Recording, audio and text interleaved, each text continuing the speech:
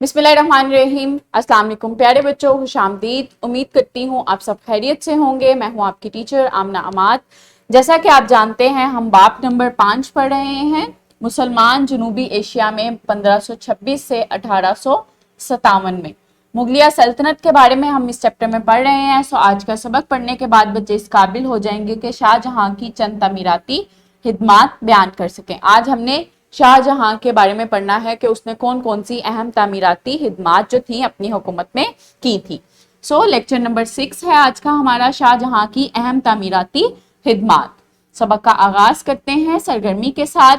सो प्यारे बच्चों, स्क्रीन पे जो पिक्चर आपको नजर आ रही है ये ताजमहल की पिक्चर है। इसके बारे में सबने सुना होगा कि जो उसकी अहम तामीराती शाहजहां की खिदमात थी उसमें से एक अहम शाहकार है ये, जो उसने तामीर करवाया था अपनी बेगम के लिए, जो कि मुमताज़ बेगम थी, उनके लिए उसने ये जो अहम शाहकार बनवाया था उसकी याद में बनवाया था। सो इसके बारे में आप लोग जानते होंगे। सो आज हमने उसकी मजीद खिदमात के बारे में पढ़ना है। उसने कौन कौन सी तामीराती खिदमात की थी, कौन कौन सी मसाजिद बनवाई थी और कौन कौन से अहम जो थे और अहम और मशहूर किले जो थे उसने तामीर करवाए थे।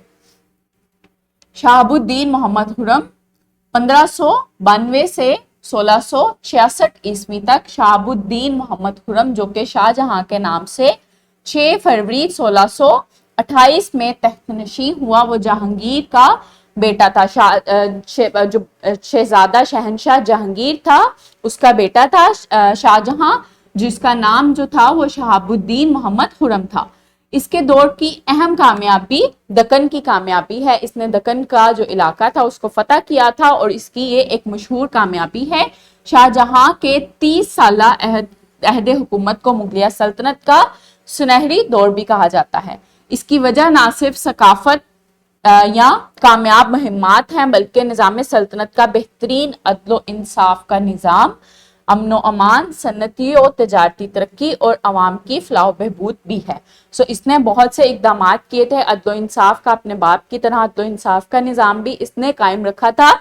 इसके अलावा उसने अमन अमान कायम रखा था और सन्नती और तजारती तरक्कियां भी की थी उस वक्त में। और इसके अलावा अवाम की फलाह बहबूद के लिए उसने बहुत से इकदाम किए थे, जिसकी वजह से इसके 30 साल अहद हुकूमत को एक सुनहरी दौर के तौर पर याद किया जाता है।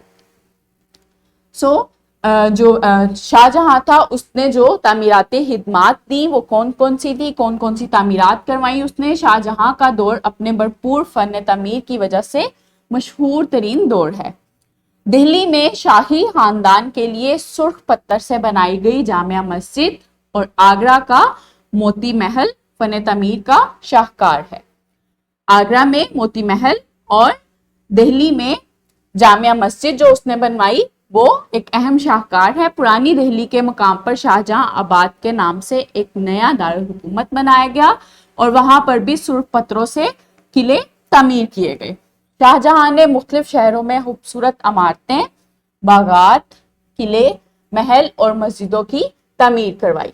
मुख्तलिफ शहर जैसा कि आगरा, अहमदाबाद, अजमेर, दिल्ली, लाहौर और कश्मीर में इसकी बनाई हुई इमारत खूबसूरती का बेमिसाल नमूना है।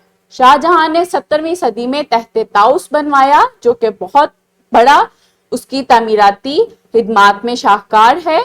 ये दीवाने खास में मौजूद था।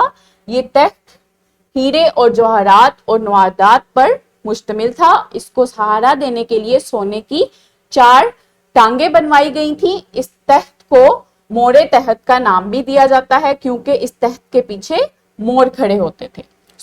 ये उसके अहम शाहकार हैं, अहम तामीराती खिदमात हैं जो उसने अपने वक्त में दी।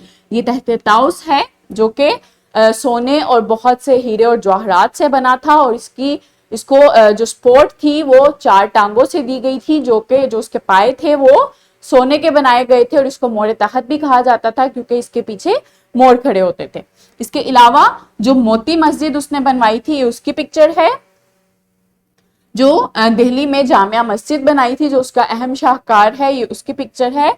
और जो सुर्ख ईंटों से, सुर्ख पत्थरों से जो किले बनाए गए थे वो है। और ये ताजमहल है जो उसने अपनी बेगम मुमताज बेगम की याद में बनाया था। سو پیارے بچوں، آج ہم نے کیا پڑھا؟ شاہ جہاں کے 30 سالہ عہد حکومت کو مغلیہ سلطنت کا سنہری دور بھی سمجھا جاتا ہے۔ شاہ جہاں کا دور اپنے بھرپور فن تعمیر کی وجہ سے بہت مشہور دور تھا۔ مختصر سوال ہے، شاہ جہاں کے دور کو مغلیہ سلطنت کا سنہری دور کیوں کہا جاتا ہے؟